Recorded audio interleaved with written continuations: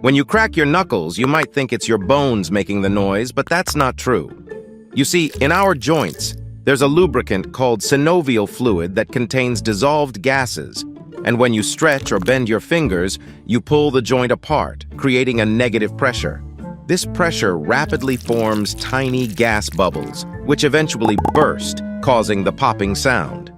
Once you crack a joint, it takes about 20 minutes for the bubbles to build up again, which is why you can't crack the same knuckle right away.